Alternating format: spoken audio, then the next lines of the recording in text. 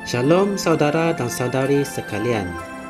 Kita bertemu semula dalam Rapsodi Realiti Malaysia.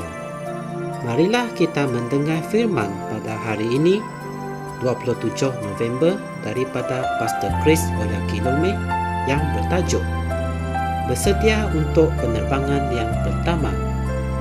Bersedia untuk penerbangan yang pertama. Puji Tuhan. Ayat pembukaan kita adalah dari kitab 1 Tesalonika 4 ayat 16 hingga 17 yang berkata, kerana Tuhan sendiri akan turun dari syurga dengan satu sorakan, dengan suara penghulu malaikat dan dengan bunyi trompet Allah, dan mereka yang mati di dalam Kristus akan bangkit dahulu. Kemudian kita yang masih hidup, yang masih tinggal, akan diangkat bersama-sama dengan mereka dalam awan-awan untuk berjumpa dengan Tuhan di angkasa, dan demikianlah kita akan selama-lamanya bersama dengan Tuhan. Haleluya. Jangan membuat kesilapan mengenai hal ini. Masa yang tinggal sebelum kedatangan guru semula adalah lebih pendek daripada yang disangkakan oleh orang ramai. Apa yang kita jangkakan sekarang ini adalah dari pengangkatan jemaah atau gereja, di mana semua orang yang telah dilahirkan semula dan berjalan dalam terang, Tuhan akan dibawa pergi. Tiba-tiba kita akan menghilang dari dunia ini untuk bertemu dengan Tuhan di langit. Amin. Seseorang mungkin bertanya, bagaimana hal itu boleh terjadi? Andai kata seorang pemandu bas komuter atau seorang juru terbang kapal terbang adalah orang yang telah dilahirkan semula, tetapi para penumpang belum lagi dilahirkan semula. Adakah kamu maksudkan bahawa pemandu atau juru terbang itu akan hilang terus manakala bas dan kapal terbang itu terhempas? Puji Tuhan. Pertama sekali, orang yang mengemukakan soalan seperti itu tidak memahami apa yang akan menimpa dunia ini. Hari pengangkatan itu sendiri adalah hari penghakiman bagi dunia. Dalam Lukas 17, Yesus mengatakan bahawa pada hari Nuh masuk ke dalam bahtera tersebut, banjir akan datang melanda. Dan begitu juga pada hari yang sama, Lot keluar dari Sodom, api turun dari syurga dan membakar seluruh kota itu. Penghakiman berlaku dengan serta-merta. Amin. Pada hari pengangkatan, semua kereta dan kapal terbang yang terhempas dengan semua orang di dalamnya adalah sebahagian daripada penghakiman kerana tidak menerima Kristus. Padahal waktu itu rahmatnya akan berakhir. Jika ada orang Kristian yang tidak dibawa pergi pada waktu itu, ia adalah kerana dia tidak menjalani kehidupan sebagai orang Kristian. Mereka akan menjadi sebahagian daripada orang yang akan melalui kesengsaraan besar yang akan berlaku selepas hari pengangkatan. Dan di antara mereka, ramai orang yang akhirnya akan diselamatkan. Amin. Namun, kamu tentu tidak mahu berada dalam kumpulan orang itu.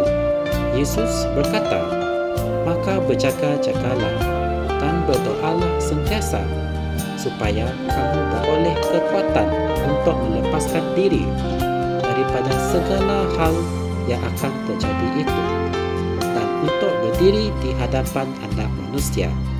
Dalam Lukas 21 ayat 36. Siapkanlah dirimu untuk penerbangan yang pertama. Setiap hari yang berlalu membawa kita semakin mendekati hari penampakannya semula yang mulia itu. Hiduplah untuk Dia dan persiapkan orang lain di dunia kamu untuk hari tersebut. Haleluya. Marilah kita membuat pengakuan ini bersama-sama. Aku sedar sepenuhnya dan berjaga-jaga dalam roh, dan kehidupanku dibimbing oleh kasih Kristus dan firman, dan juga dibimbing oleh harapanku akan kedatangannya semula yang akan berlaku tidak lama lagi. Aku tidak menyediakan ruang untuk daging untuk memenuhi hawa nafsu. Aku berterusan dipimpin oleh roh, menyatakan buah-buah kebenaran. Keinginanku dan semangatku untuk menyelamatkan dunia ini demi Kristus berkembang, dan melalui diriku ramai orang akan dibawa ke dalam kerajaan. Dalam nama Yesus, amin.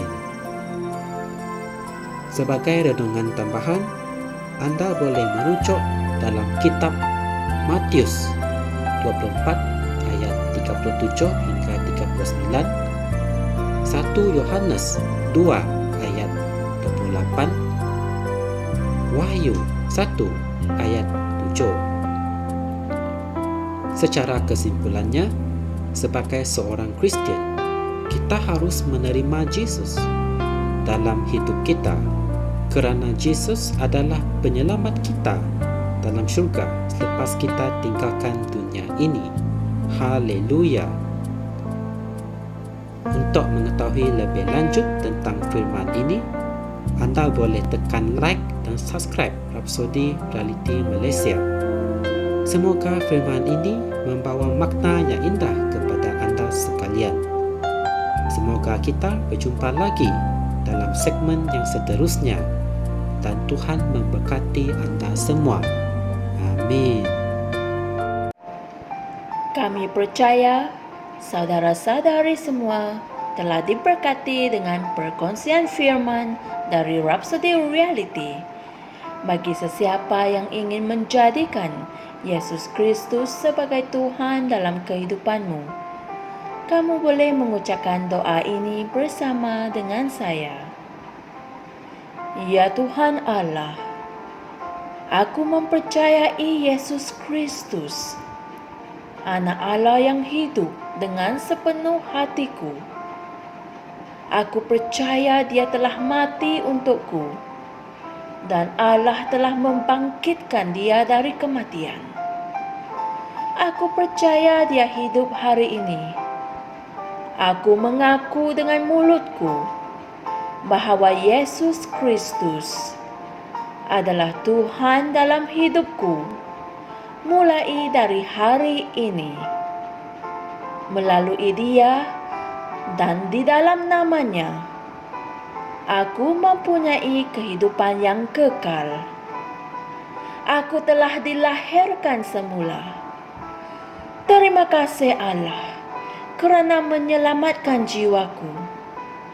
Aku sekarang adalah anak Allah. Haleluya. Tahniah, sekarang kamu telah menjadi anak Allah. Untuk apa-apa sebarang pertanyaan atau untuk mendapatkan lebih banyak maklumat mengenai bagaimana untuk bertumbuh sebagai seorang Kristian, anda semua boleh hantar mesej di akaun Facebook kami atau email kami di tni.msia@gmail.com. Sekali lagi, tni.msia@gmail.com. Tuhan berkati anda semua.